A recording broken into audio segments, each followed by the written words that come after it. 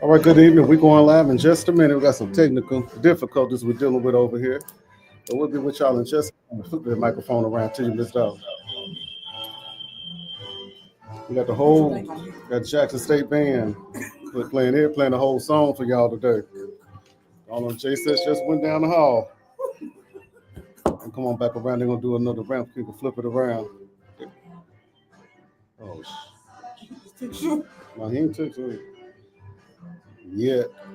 You know he old, so he gotta go one at a time. It's cool. He need to be on that bus. That's what the bus he should be on. How y'all doing? Who is that tuning in? So we got folks come in. Let us know who y'all are. You ready about? You ready about?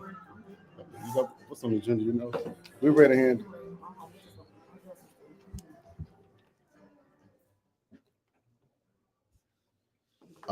All right, y'all. Good evening out there, Hinds County. District 66. Handy didn't give us a fancy introduction. He got a new hat on today, y'all. So he acting funny with us, but that's okay. So this is the Reliable Representation Talk Show here at 6:00 every Thursday on WMPR 90.1. We have two very special guests, but I'm gonna let my co-host take over for a minute. Y'all, she got her white shirt on, like she on the usher board. And so I don't know what it is with all this white. I guess got a white hat on. I ain't got no white on. I don't know. It's an usher. We got one of the usher boys meeting or something. Miss Bowman, tell everybody hello out there in Radio Land. Oh, because you on live. Good evening, everyone. He gets started every day when he get in here. He just got to get started. I hope that you all are doing well. We do have an exciting lineup tonight. How's your week been?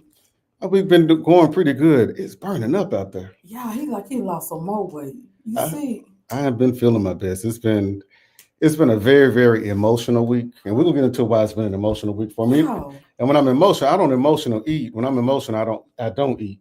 Because if I emotional ate, I'd be probably the size of Respucia. So I'm glad I don't eat when I'm not feeling good. We're gonna get into that. You want me to the good feet store? I need some good shoes. If somebody needs some, we're gonna get on that in a minute. I know some good shoes because my feet, my calluses been bothering me. I just want me a good. I know somebody needs some. He needs some. Yeah, we're gonna get on that in a minute. Okay. You caught me too early, but let me get warmed up a little bit. Hey there, how you doing, Evangelist Lisa Lawson? Evangelist Lawson, please pray for Miss Brittany Bowman over here. She needs special prayer for you, Miss Lawson. Hey, Miss Lawson, I'm gonna come see you. Me and Fabian coming on our field trip soon as the weather breaks. Miss Lawson, we will be at your event, your prayer rally. I think it's the 26th. Can you give us the date of your prayer rally? I got it on my calendar. Let me see. I won't give everybody the wrong date, so let me make sure it's going to be the 20. Hold on. It's going to be on the 23rd. This is going to be the prayer rally out at Eagle Ridge at Hinds Community College from 5 to 9. Y'all, please come out. I've gone out, and it's just an amazing experience just to really get out there and get centered and just get really, really, really reconnected. So y'all, please come out and support that amazing event. There are many men and women of God to be out there. August the 23rd. I get the time right, Evangelist. I said 5 to 9. So come out there 5 to 9. Hey there, Vanessa Freeman. How you doing? All right, the head of the usher board. You got the most white on, so you're the main usher. I do not. So he didn't say anything about other people here with white, but he want to call me out. It's okay. I talked about Deacon Hand over there and Deacon James. How you doing, Trent Nichols out there in Raymond? That's one of my favorite constituents out there in Raymond. Trent Nichols. He's with the Democratic Party, one of my favorite constituents. That he does a lot of great work for our party. Okay, well, that's good. So I think everybody's had a busy, eventful week. It's time to get kicked off of what we really came here for today. I do want to say, Dr. Gregory is our interim president, and so we've had a great. I just returned back to work, y'all. I thought I had some more time off. That week went by relatively quick, but I do want to say again, kudos to everybody that went back to school. Education is fun. You all make it enjoyable.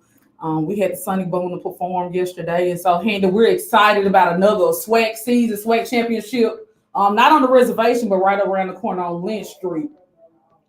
No, I'm not talking about Alcorn, the Lynch Street. We're gonna show y'all again this year. So again, you all joyfulness and happiness. Make sure you're there for your children. You're supporting them in this new academic year. Yes, absolutely, that is it. Definitely exciting. You mentioned Dr. Gregory. Yeah. I want to say she is doing an amazing job. I knew her sister, Dr. Woody, over at JPS before I knew her, but the apple don't fall far from the tree. Come on, man. And I have publicly supported Dr. Gregory, as well as with IHL. I made a recommendation to keep her on as our permanent president of Jackson University. I think she is the direction that we need to be going towards, and we want Dr. Gregory. We want Gregory. We want Gregory. We want her to be our president. I've been hearing some really good things as to how she's coming in, not hot-headed, but coming in trying to figure out what's going on with the university. We have so many people that come in on with power and you fire, like Donald Trump on Apprentice, but she's sitting there and evaluating, looking at her departments, making sure that she's moving in a strategic way. And we're going to have a strategic plan in order to move the university forward. So y'all heard it here. I support Dr. Gregory. Woohoo, Dr. Gregory, I need a raise. I told IHL that I'm not going to be happy with anybody other than Dr. Gregory as our next president. Come on now. Now y'all run and tell that. Oh, what my tambourine at? You've been saying you don't get Amazon must be out on because you've been saying you don't get tambourine for. I ain't had no money. I'm telling Dr. Gregory I need some money. The education don't pay no money. You gotta love what you do. You have to. Public service don't either. You ready to hit the ground running? You ready tonight? To hit the ground running. You ready tonight? I stay ready. I got my running shoes on. Oh, okay. Evangelist Lawson said they will be giving away school supplies as well, sponsored by Brother to Brother Ministry at the prayer rally. Okay, good deed. So we're gonna go and take what we came here for. First order of business, I do want to say, I do want to give condolences to everyone that is definitely experiencing bereavement. It has been a trying week. There are a lot of funerals Representative Nelson and I have to attend this weekend. And so I'm going to make certain I give me another white shirt to be ready for the fumes this weekend. I want to go in there with my good clothes on. But I do want to say, make certain that, we are keeping those things in prayer. Then I want to hit this, you all. There needs to be a culture shift. Black people, it's time for us to get up. No more handouts. Times are hard for all of us, but it's all in a matter of how you do things and the way that you want the outcome to be. The Blossom Apartments, Chapel Ridge, all of these young people or, senior citizens or disabled people are experiencing hard times. However, the city has stated the services that they're able to render, and there are some people that are stating they cannot move, and I definitely understand and empathize with those people. But at the same time, we have to use that as our strive and our drive to get up, move, and make something happen for ourselves. Nobody's going to give it to us. Nobody owes us anything, so it's time for us to get up and make a move. And to all of you who have definitely been giving to those people, I want to say thank you.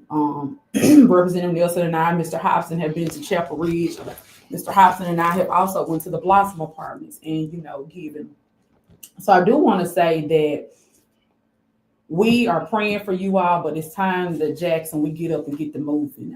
Don't continue to be a product of our environment. And I want to end on that note for that. Oh, you got to back it up a little bit. I got some commentary. Come on. Hello to you, Miss Darlene Wilson out there in Utica, Mississippi. So I just want to want to touch on that again for a second on Blossom Apartments, and this might give me a little bit of trouble for what I'm about to say. But we have to be factual and truthful when we're talking about things. And I have heard a lot of stuff centered around what is Mayor Horn doing about Blossom Apartments. Why is Mayor Horn this? Why is Mayor Horn that? Y'all, what I want y'all to realize is Mayor Horn has been our mayor for a little bit over a month here in the city of Jackson. The issues over at Blossom Apartments did not occur in 30 days. They have not accumulated a $420,000 water bill within 30 days. They've not accumulated black mold in 30 days. They've not accumulated the various AC issues of window units in 30 days. So what we have to realize is, number one, he's only one man. Number two, we have to realize is that's not the mayor's job. This slumlord over there in those apartments, that's his problem. Now, what the mayor's job is to do to make sure the citizens are protected. And one more thing that people aren't talking about is the fact that that road washed out several years ago. And so that did not just happen. And so y'all, please be careful when you're putting your mouth on people and you're placing blame, that you're placing blame in the right areas. And it needs to all fall on, the people that are responsible for it. Now, what we can judge and look at things is what is the response looking like? Is the city trying to adopt ordinances to make sure that this doesn't happen again in the future? But we knew that Mayor Horn was inheriting a lot of problems, and this is one of the many problems that he's inheriting. So, y'all, I'm asking, we're going to have to, we have to give grace where grace is due. I don't mind coming after you when you're in the wrong, but in this case, this does not fall on Mayor Horn. I think that the response has been really good. We appreciate the nonprofits for getting out there and doing what they're doing. You know, we are going to continue to work together to figure out things. I just met with one of my chairmen today, trying to figure out what can we do to hold these landlords accountable and responsible for their actions when they're basically stealing people's money and not paying the utility bills. But that's all I'm going to say about that. We're going to move on because I could be talking about that all day. And Ms. Celia Thompson, thank you. Hello to you. Thank you so much, and thank you for all of your support. Look, the support of all of y'all is what keeps me going. So I appreciate y'all for always supporting and just lifting up our city as we move forward. Ms. Bowman, we can move on off of this. Okay, so next, look, I got my usher uniform on and my announcement clerk. So next, we want to talk about politics. I'm ready for that tonight, but in a good way, you all. I do want to say, let's praise those who are actually out here doing their job, boots on the ground. But to you cowards that keep coming on Facebook with these fake Facebook profiles, text me apps, and all of this other craziness, I want to serve you notice. You have a family just like all of us in this room does. You don't want anybody mistreating yours, so don't do it to somebody else. What people do in their personal lives, that has nothing to do with you. If Fabian and I are in a relationship and we have other spouses outside of it, there's our personal business that has nothing to do with the business of the people that he elected to do. Now, I use me and Fabian because we're close, and I know that that's a transparent moment. But to you all who are going out here slandering people's character, out here putting out false accusations about people, to those who don't even know people, you're painting a bad image. And to those of us who do know people, we are not actually even feeding into it. But just think about that person who, as my pastor would say, that's a babe in Christ, don't know any better. They're still on milk. So they're listening to what all this negativity you're putting out about this person, and then start believing it. Stop doing that, you all. Stop tearing down each other. One thing I applaud our counterparts, our Caucasian communities, they may not like each other. They get in the room, they argue, they fuss and fight, but when they come out, you'll think they're all best friends. In the African-American community, we don't do that. We tear each other down openly and privately, and that's not a good look. And to those who are doing it, it says a lot about you. If I gotta get on Facebook, put a picture about somebody I don't like, that tells me you allow them to live rent-free in your head. They've taken up that much space. I have too many big issues going on in life going on, death, health, work, my child, my family. I don't have time to be putting on Facebook, putting somebody's picture out there talking about. If I don't like you, I promise you, you can ask Fabian, you're going to know it because I'm going to go toe-to-toe with you about the facts, the issues, and I'll do it in a professional, respectful manner. But the things that you all are doing to tear each other down is very disheartening. And I'm very, very shocked for the person who has been doing this. I expected so much more of you. Honestly, I kind of looked up to you in a sense. And now to know that you're out there doing somebody like that, that's very hypocritical, and I don't like it because, again, as I stated, what people do in their personal lives have nothing to do about the business of the people. And again, I would ask you for your own well-being to please stop. And now that's all I have on that. What you got? You don't know what I got. You don't know what I have. I mean, one thing about it is when people know a person's character, you can go out and say anything about that person. People still gonna know that person's character. So it's not going to change. It's not going to change anything. It's only going to make you look bad. Correct. And it's only going to amplify the issue that they're fighting for, because that shows, like I said, hit dog, don't holler. Every time. And so when you start getting that pushback, they'll let you know that you're on the right path. And that's only going to encourage you to go on even further and keep on pushing and keep on fighting what it is that you're fighting for. But, and to add, to the people that are putting out that I'm running for something. Yeah, I'm running from South Jackson to J.R. Lynch Street every day. That's the only thing I'm running for. So to those who are putting things out, catch me at JSU Monday through Friday, 8 to 5. That's the only place I'm running to. From there to Kaylin Allen. I don't have anything else to do. That's my life. Work, constituent services with Fabian, Kaylin Allen, and then my side business in printing, my community service, my mentorship program. That's my whole life. But if you were running for something, what does it matter? Well, I'm just saying, you know, they keep Let- putting it out and people let- calling and texting. I'm gonna serve you notice. I ain't running for nothing. I ain't running against nobody. That's what I'm saying. But if you were, that's my personal business. But I just want to, you know, set the record clear that I'm not running. Oh, we got a call. Hand Dad, come on, because I'm ready to see what they got to say tonight. I was gonna bypass and answer on those people. But yeah, that's it. People gotta they gotta realize. I mean, Call back, caller. here we go. We got him.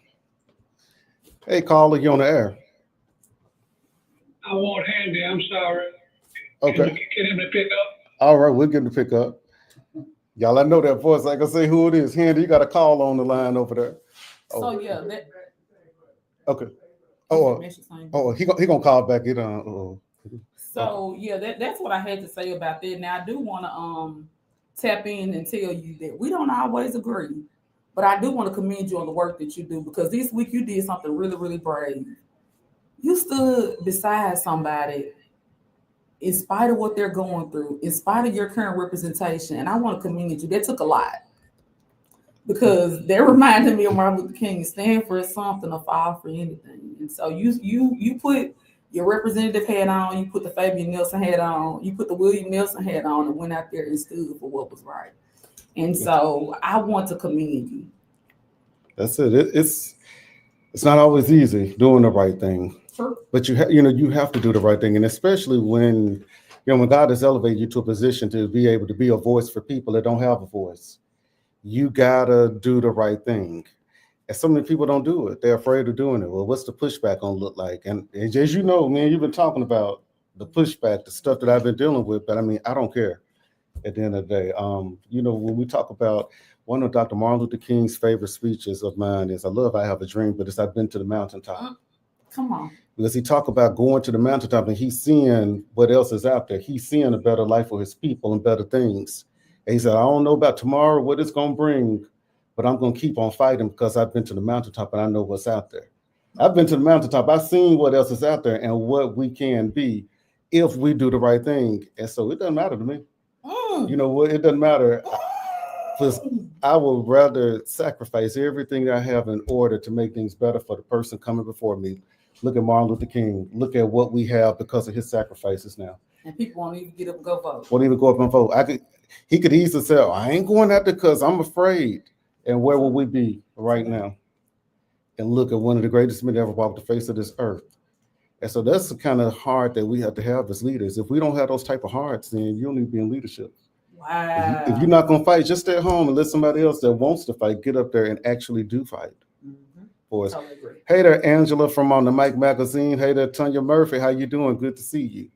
I also want to commend Councilman Brian Grizel. He had a great town hall this week. I'm talking about Bo Luckett came with it. I've been asking Fabian, give Bo in South Jackson. Bo said he one call this hall, y'all. Listen, it's so bad out south. He got roadblocks everywhere you look. If you ain't legit, don't come to South, because baby, Bo got Capitol Police lined up. Him and Chief Wade, they ain't playing. If you ride dirty, better ride somewhere else.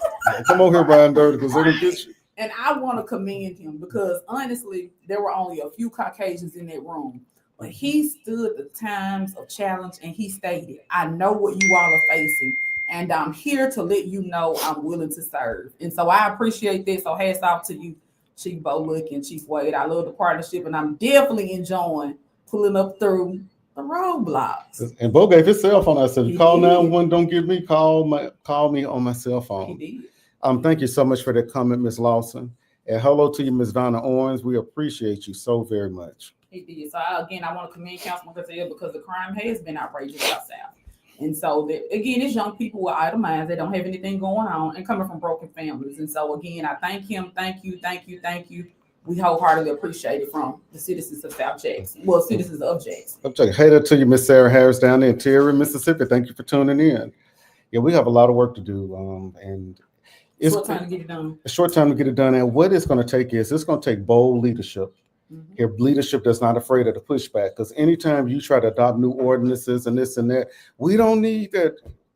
We need bold leadership in order for somebody that's going to come in and not be afraid of rocking the boat. Not concerned with, they're not going to vote for me if I do this. You got to have that bold leadership. And I feel like we have that. I do. And so that leads me to my next point. So we have two people in the studio.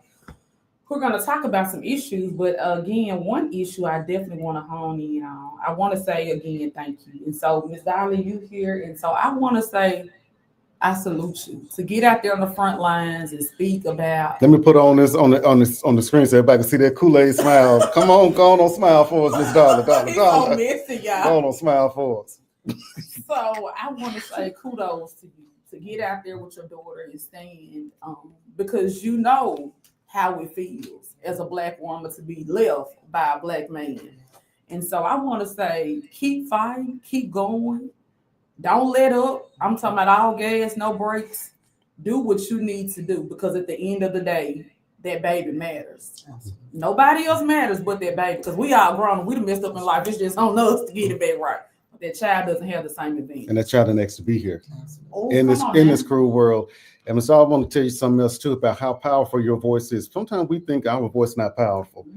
Oh, I'm gonna get up there and it's not gonna be powerful. I was coming out of the barbershop yesterday. Y'all see my new haircut. I was coming out the barbershop yesterday. It was 2 ladies in the parking lot, and they were walking. I speak to them. I said, "It's a good afternoon," and they were shocked. They're like, "We were just talking about you." I said, "I guess they talking about, they saw me on the news or doing some, some work in the community." They said, "No, you're the young man from the press conference that was standing with that family." I said, "Yeah, I was." One of the ladies said, "For me, it was that grandmother. When that grandmother spoke, I knew it spoke to my heart, because I know what she's going through. I felt her pain." So when you tell your story, it's powerful. You think that you just talking, but people actually are listening to it. So that was very brave to be that vulnerable and talk about it, because it's very in-depth and personal for you to get out there and put your personal, your family's business out there. But sometimes it's necessary, and the phone's been ringing off the hook from people talking about, "I'm having the same issues with the same judge." Yes. I have received so many calls, so many inboxes of people that are dealing with the same exact issue with the same exact judge. And it is so heartbreaking. I mean, my heart goes out to them. And I would always tell my daughter, I said, it's bigger than us. I said, God is using our family to put a light on all the other families that are afraid to, speak or come out, because, they're thinking the same thing. Oh, they're going to think I'm crazy. Oh, they're going to try to, put my business out there or dig something up on me. To me, it does not matter. My grandson coming home is the most important thing in my life right now. And I thank God he is giving me the strength to keep on going and to keep on fighting, and giving my daughter the same strength. Because that is intimidating. When you think about you're going against a judge, even as elected officials, we don't have oversight of the judges. Judges have supreme power, supreme immunity. And so untouchable, basically. So for you to have to go against it, and so many people are intimidated and they back down. But look at what your testimony is doing.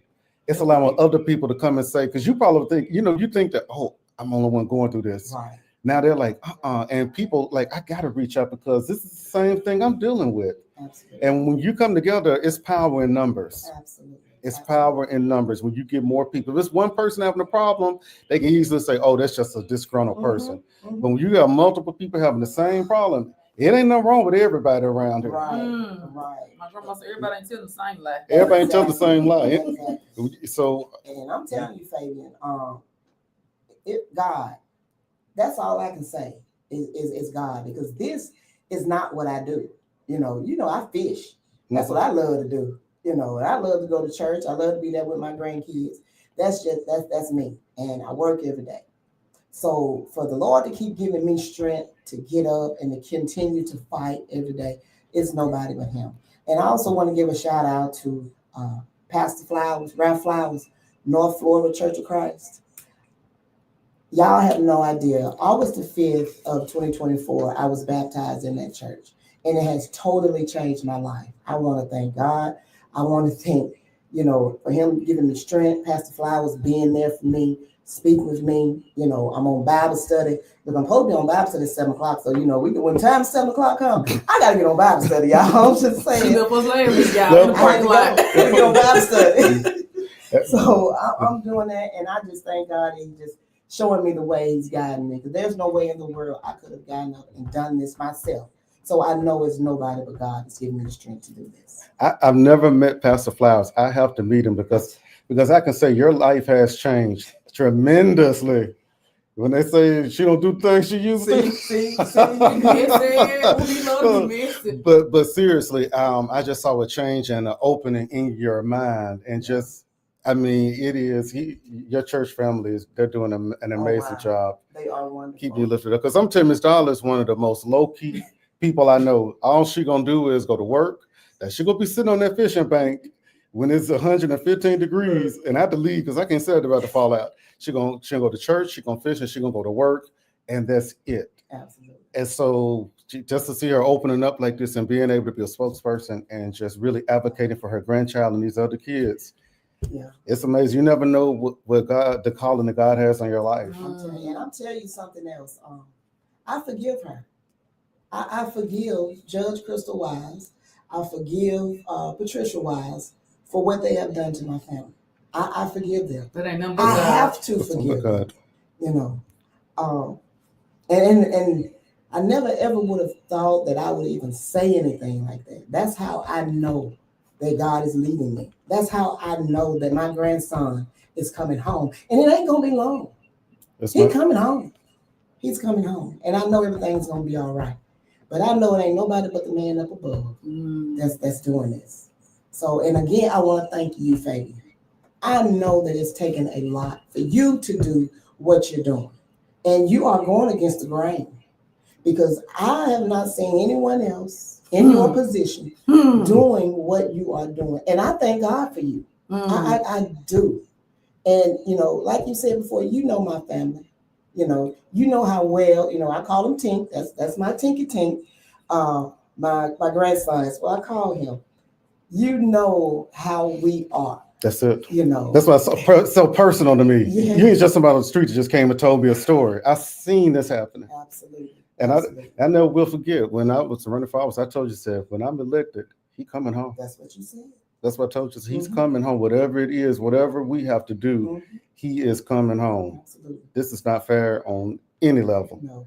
And you have exhausted every single thing. I mean, every single thing that is known to man. Absolutely. I'm still talking to people every single day. I was just at a meeting before I left here talking about things to do. Everything this attorney went over with me, guess what? You've already done it. Yeah, it's already been done. Right. Every question that she's able to ask, I'm able to I said, yeah, we've done that. Well, what is this? Well, no. And they're like, something is not right. It says it's corruption. Absolutely. I mean, that's all it is corruption somewhere. Absolutely. And for the other families to come out and to call me, and when they tell their stories, I'm like in awe, because there is the exact replica of what we are dealing with when we are in that courtroom. How we are frowned upon. And, we was reading the questionnaire that when she was running for office about the humility, the trustworthiness, all the accolades that, she was speaking of. And I'm like, okay, I don't see any of this in this courtroom. I mean, it's just my opinion, but she does not have the, I don't want to say it, the temperament of being a judge, in my opinion, but I know everything is going to be okay. And I'm going to pray for her as well for healing, because she needs healing. Like I said, we all go through things, but she needs to be healed. And I'm sorry. Lord knows I am sorry for what she went through. I'm sorry for everything that happened to her. But we didn't do it. We didn't do it. Me, my family, these other families, we didn't do it. And all we was asking for is a fair day in court. That's all we was asking for. Look at the evidence that we have, and then let's go from there. This reminds me of a Mahalia Jackson song that I really like. And it says, Mahalia says, I'm going to live the life I sing about in my song. And so when you said what she wrote on her, when she was running for office, we wish that she would live her platform. And when she ran for office, I'm gonna tell you, one person that lived that platform is me. Can't nobody say I don't live mine. What I told people I was gonna do is what I do. And so I wish that she needs to live. I mean, it looks good. We read the whole platform off last week. It looks good, but you need to have humility. you need to, I think it even talked about single mothers and supporting single mothers, and that everybody deserves a fair chance, but your actions are not dictating what your words say. And to me, that's very, very important. Miss Evangelist Lisa Lawson says, forgiveness is God ordained. Watch God come to your rescue. Thank you, Evangelist. She also said, may God bless you and your family. Thank you. And so, Ms. Ala, again, I want to say your bravery, your courage says a lot about you. And so I don't want you to give up. You have been an asset. Me and Fabian kind of, it's funny because we say what the people that we introduce each other to that are already our friends, we're like, we attract the most coolest people because we were real selective about our circle. He was like, hold on, I got to see if I want to be around that person. And I always like, why you said, where they from? I said, you had like old people, who they folks in? Who their folks are, where they grew up at. That's what they say. You can have that bad energy around you. Listen, you are the funniest thing. I mean, my friends, I said, well, I'm going to have a kickback at his house, y'all. We're going to go to his house.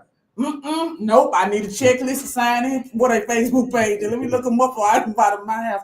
And I laughed at it because it was comical, but it's true.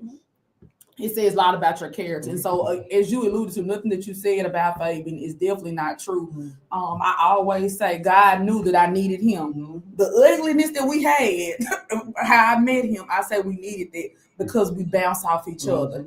And so I want to say to you again, you to be out there with your daughter. You stood the entire time. You voiced your opinion. You voiced facts. And nothing, what I love about it is you're not bashing and you're not slandering the person, but you're saying I don't like the person's action. Now, one time has she said she didn't like the judge. She said she didn't like the actions of the judge. So make certain people when you all are posting things on Facebook and you're misinterpreting, you post correctly. She didn't say anything about she didn't like the judge. She said that her actions she did not like because of how it has caused pain for her and her daughter and her grandson, which she has proof. So make certain you're It's nothing personal. Nothing. It's never been anything people personal. have been putting things that like it's a personal attack, and it's not. It's not. It's just, this is all about doing the job that you were elected to do. I was just talking to someone today, and I said, I really feel like this judge, I feel like she has a good heart. I feel like she's a good person. I've known just from people that know her. It's just something has happened that has kind of tainted things a little bit.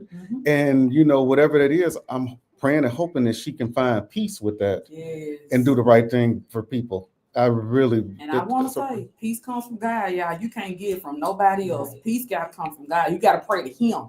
And then when you finish praying, he put people here to go get on that couch and sit down like me every Tuesday. Get the necessary help that you need to help you battle what you're going through. So Miss Dolly's story is very similar to Mr. Hobson's story. And so they're kind of bouncing off each other, the same experiences, because all of it is related to corruption. Just his was in Rankin and hers was in Hinds County. No, here go my cousin Sir Jonathan Rucker from Yazoo City, cousin Rucker. Bishop, I'm coming to Yazoo. I need a favor, okay? He said, long as it ain't no money. I know what he's gonna say. So Mr. Hobson can tell his story. I know. Don't you tell one of the other stuff that in here, then she gonna send you a bill for it. I'm sorry. I apologize for that. What's basically the question? Oh, okay. So the question. Okay, so I don't know if they probably can see it. My mouth kind of loud. Yeah. So they hear you over in China. Oh, Jesus. So my question is to you. So we're kind of backtracking back. So you were arrested in Rankin County for a crime that you did not commit. You served time for the crime that you did not commit. And so during that time, you have been battling. I've noticed on your Facebook post, you says 18 years of silence. So tell us what the 18 years consist of. Basically, since my arrest and release, I was released back in 2010, but I was arrested in 2007. And 18 years of silence is when I was arrested back in 2007. It's basically 18 years of me not saying anything, not telling my side of the story. Basically, what happened to me, Rankin County and the people that set it up have basically just had time to share what they thought would happen. And so what was it that they shared that happened? So kind of tell us how it lined up. Were you still working? Were you still a police officer when this occurred, or you weren't? No, I wasn't. Okay. I was working for Region 8 at the time that I was arrested. And when they came to arrest me, they said that it happened 6 months prior to me working at Region 8. 6 months prior, the incident happened, and then they arrested you. Yeah. So my question is, it's kind of soon to you, Ms. You take the proof in there, and then the judge still said it is not valid. So 6 months before, why you weren't arrested at the time the crime allegedly occurred? Why did they wait 6 months? No information was given? Okay. So you went on to Brandon, I'm assuming. Brandon police arrested you. How long did you sit in Brandon City Jail? I sat in Brandon for about 8 months before I went to court for that plea arrangement. Okay, now this the highlight, y'all. This is the kicker part. How much was your bond when you went? When I was first arrested by Brandon Police Department, they sent me at a bond at $1 million. Okay, you all $1 million, and he didn't do a homicide. He ain't kill nobody. He ain't go burglarize nobody, but he had $1 million bond. In Jackson, you can't get $1 million if you do kill somebody, can you? If this is you, because you kill us 5-6 people, it might be about 500,000. So I mean, about 5 or 6 people, half a dozen people, maybe $500,000 in. so $1 million bond for you for a crime that allegedly happened 6 months prior to the arrest. Right. All of that already sounds like corruption right there. But okay, carry on. So you get $1 million. Were you able to bail out? Well, quick question. So $1 million bond, was that like a smoking gun, like just compelling evidence, just pointed you, tied you to the crime?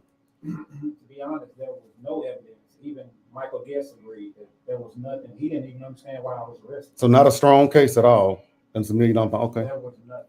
Okay. Okay, no strong case, but you arrested on $1 million. Okay, so I'm quite certain you couldn't bail out. Right. So what happened next? I sat in jail up until about I would say about 6 months before I seen my court-appointed attorney. Okay, so when you seen your court-appointed attorney, what was that conversation like? Did he tell you, hey, Mr. Hobson, this is the evidence that's been brought against you, and this is what you're looking at? Oh no, he basically came to me with a plea deal. I mean, our first interaction was about a plea deal. It was never this is how I'm going to help get you out of this or whatever. It was about a plea deal. So he came with a plea deal. No reason to say, no reasoning, basically. Right. Okay. No plea deal. So what did the plea deal include? The first time he came with five years. I think he said they were offering, it was 15 years, 10 suspended, and I'll serve 5. That was the first time he came. Okay, so this was what's not adding up to me. If you get $100 million bond, then why would a plea deal? The plea deal to me seemed like it would have said serve at least 25 years with $1 million. Now I'm nobody's attorney. I ain't put to nobody law school, but that's what that would sound like. Right. Okay, so $1 million bond. Then it says plea deal. Okay, so what did you say to the plea? What was the answer to that? Oh, of course not. I mean, I knew I hadn't done anything. I wasn't guilty of anything, so I turned him down. And at that time, now that I remember, I mean, he kind of was upset. You know, he thought that was a great deal for him. He being the public defender. Attorney. I'm just gonna go and say his name, John M. Finger. John M. Finger. Okay. He's a judge now. Okay, okay. So it was him. So he said, "Hey, accept this plea deal or stay in jail." Basically, yeah. I mean, I was gonna stay in jail if I accepted it, Or not. Okay. I was still gonna be there.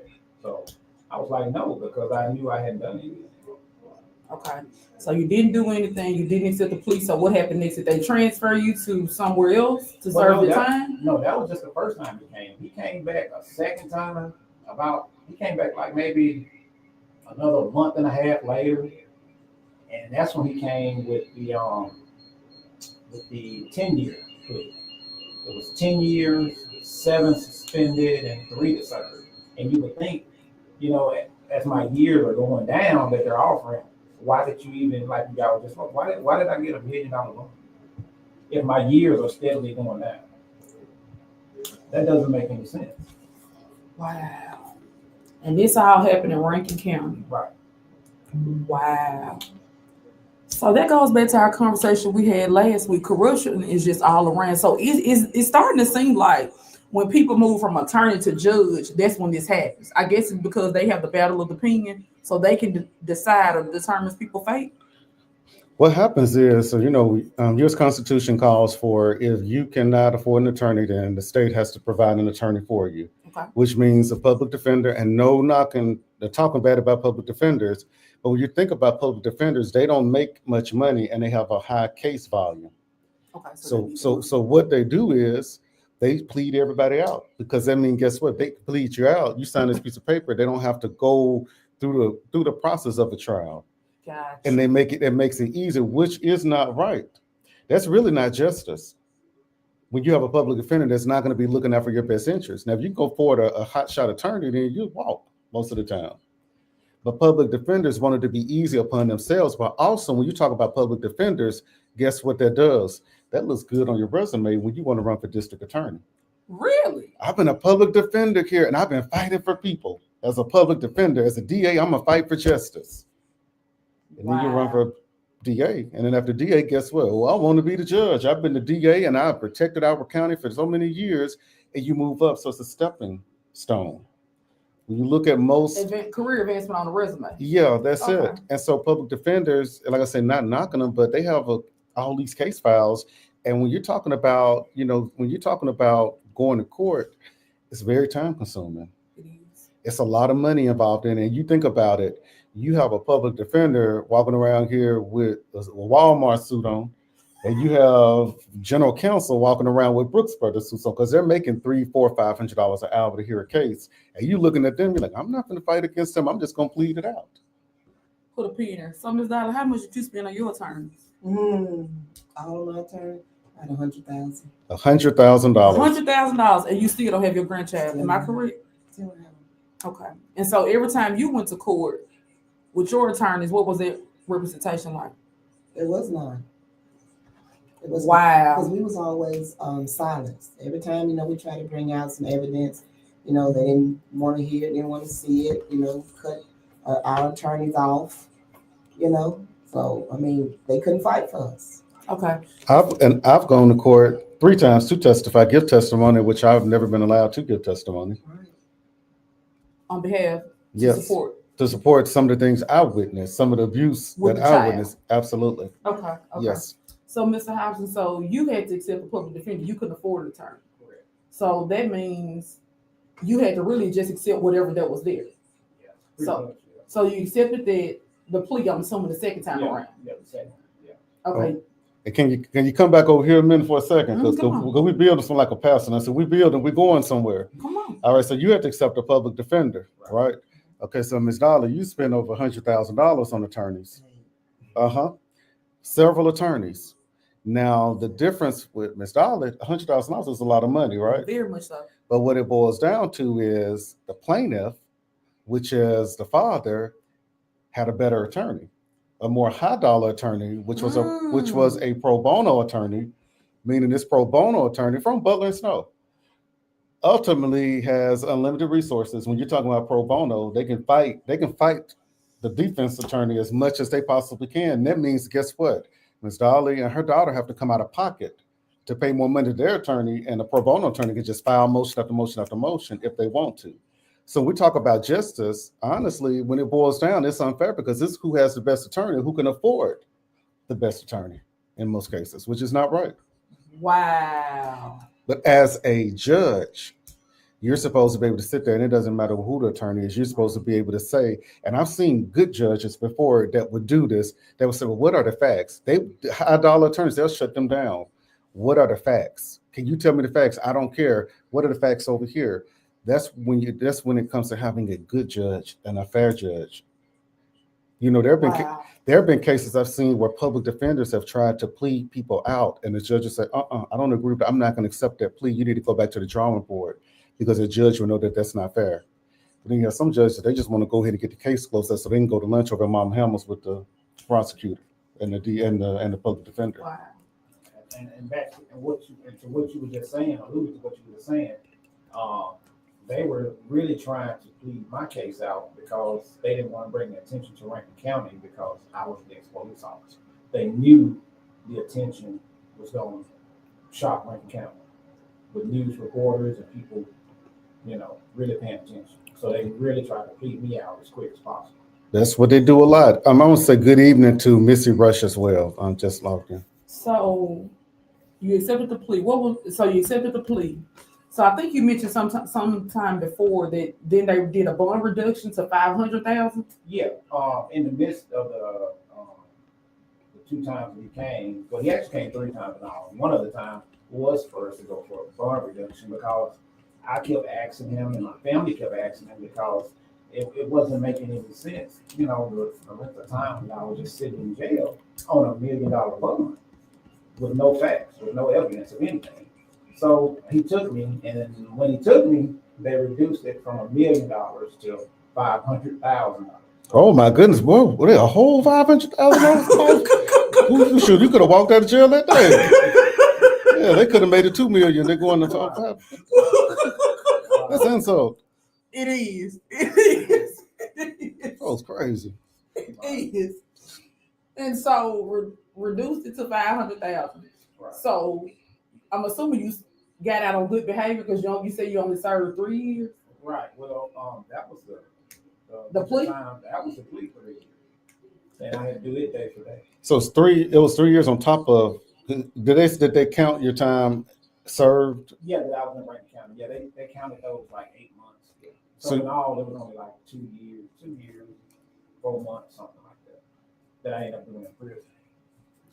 But this is the thing that I got to get to. 2 years away from your life, away from your family. But really 3 because I was locked up in Rankin. So 3 years away from your family, time you'll never ever get back. Lost everything. Well, this is where I want to hit this. You served that time for a crime that you did not commit. No, you've been saying that no evidence was ever supported or produced or anything. So my argument is this: here there is evidence, and the child can't come back. There's no evidence. The math ain't mathing to me. I guess it depends on what side of the bed the folks woke up on that morning or something. We're gonna hear evidence today, and today we don't need none. I guess so. I mean, I guess so. Look, what you say justice supposed to be? it's supposed to be blind. Okay. That's why Lady just has a blindfold with a scale in her hands. But she peeping between that blindfold. She got some holes in it or something. That's what I'm not.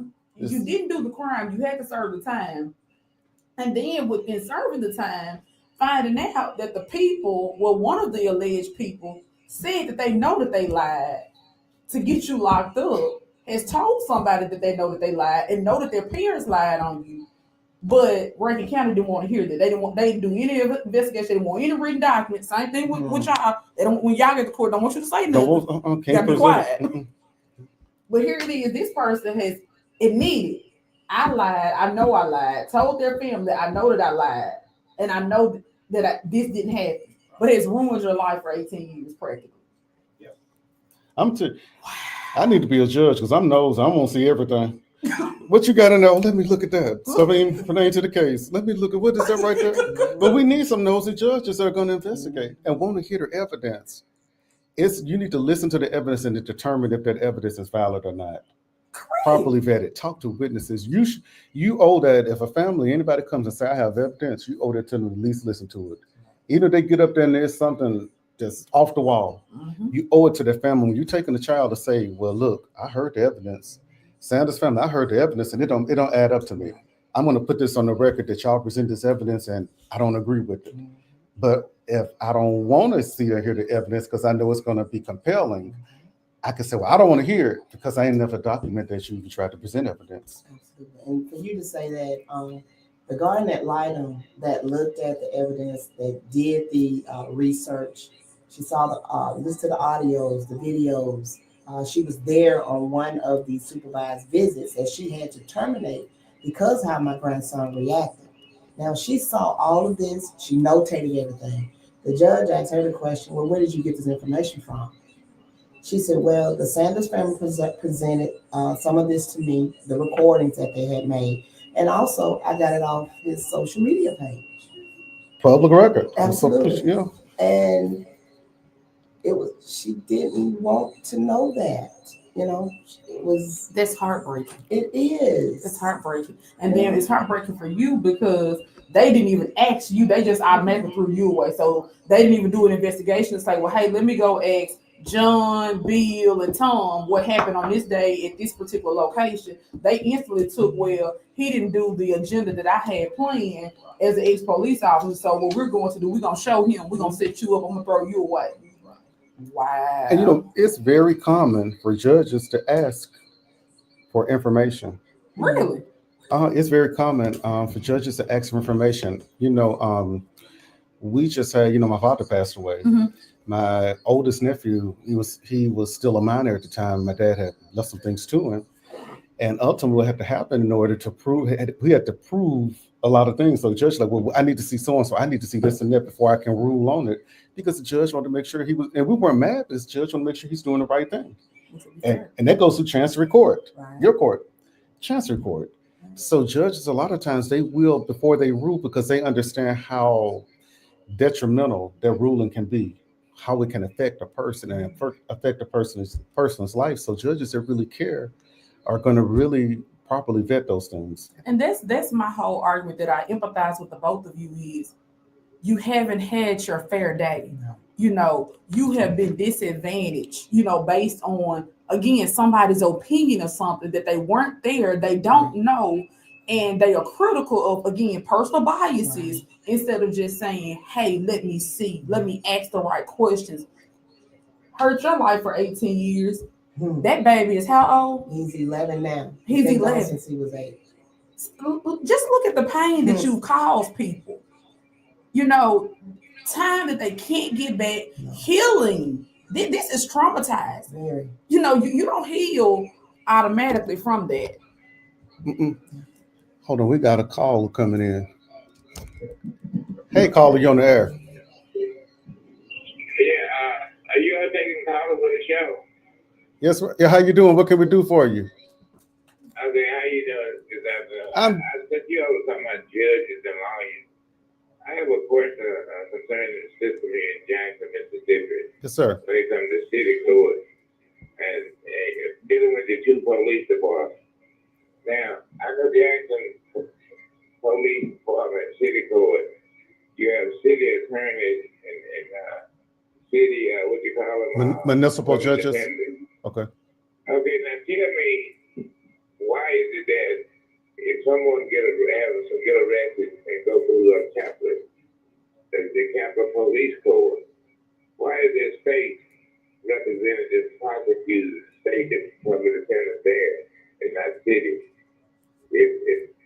And answer me then, if you can. Yes, sir. What is the difference between the citizens dealing with whatever situation? Do they send it according to the state in Capital City Court instead of city procedures, or they do it according to the city standards when it comes to conviction? Okay, so what happens is, so we have the CCID, the Capital Complex Improvement District. So if you're arrested within the CCID, you go through the Capitol Police jurisdiction. So you'll go through their municipal courts. Now, when you go through municipal court, if it's for a criminal violation, they basically just arraign you and give you a bail. Now, it's going to be determined. Yes, sir. Now, you say from what they just say is a misdemeanor. Well, it's like simple assault. Is that a And so it depends on. criminal? Yes, sir. That's a criminal penalty. So that those judges can sentence you based upon that.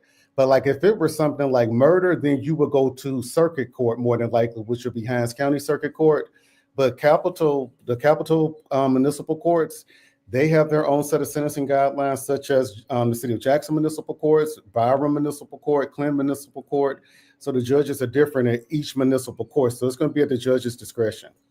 But they still have to follow state statute. But let me ask you this.